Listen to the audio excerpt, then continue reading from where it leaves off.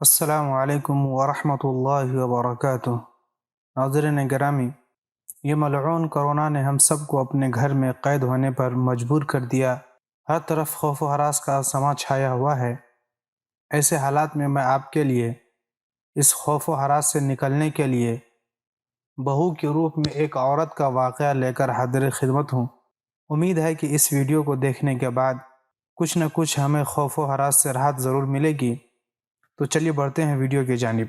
ناظرین گرامی، یہ عورت کہتی ہے کہ عید کا دن تھا، میں چاول پکا رہی تھی کہ اچانک اس میں سانپ آ گرا۔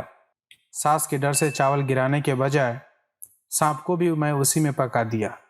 سب نے بہت تعریف کی کہ آج بہترین چاول پکائی ہو، بہت مزہ آیا۔ سال گزرا، ایک اور موقع پر چاول پکائی۔ سب نے ایک ہی بات کی کہ پچھلے عید پہ جو چاول پکائی تھی کمال کا ذائقہ تھا۔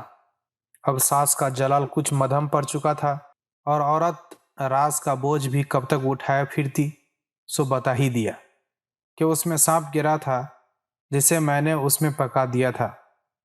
یہ سننا تھا کہ سب گھر والے بے ہوش، ایک کو دل کا دورہ پڑا اور وہیں مر گیا۔ اب یہ اثر سانپ کے زہر کا تھا یا سانپ کے خوف کا؟ آگے چلیں۔ امریکہ میں موت کی سزا یافتہ ایک قیدی پر ایک عجیب تجربہ کیا گیا۔ اسے بتایا گیا کہ آپ کو نہ پھانسی دی جائے گی، نہ گولی ماری جائے گی، نہ ہی زہر کا انجیکشن دیا جائے گا، بلکہ سانپ سے ڈسوایا جائے گا۔ اس کے خیالات پر سانپ چھا گیا۔ پھر سانپ اس کے سامنے لایا گیا۔ اسے یقین ہو گیا کہ اس سانپ نے مجھے ڈسنا ہے۔ پھر اس کی آنکھوں پر ایک پٹی باندھی گئی اور 2 سوئی چبھوئی گئی، جس سے اسے پکا یقین ہو گیا کہ سانپ نے ڈس لیا ہے۔ تھوڑی دیر بعد اس کی موت واقع ہو گئی۔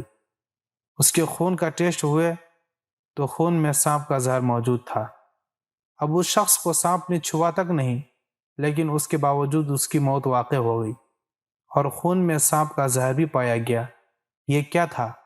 خوف؟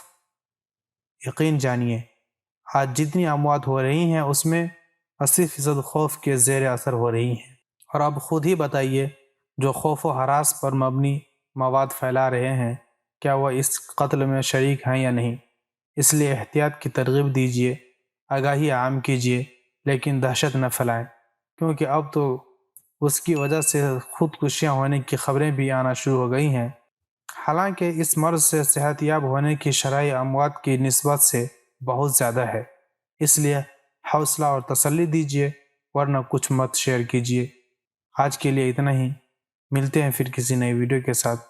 تب تک کے لیے اپنا بہت سارا خیال رکھیے گا۔ خدا حافظ۔